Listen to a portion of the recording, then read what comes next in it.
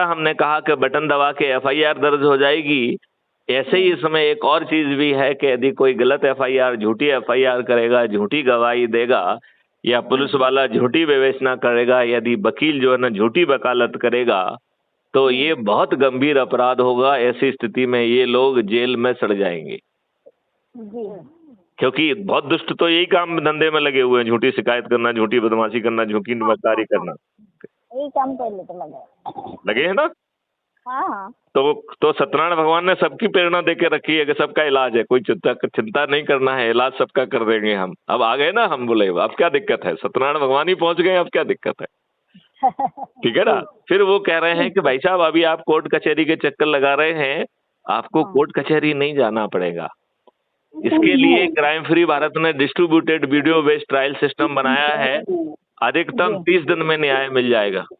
तो फिर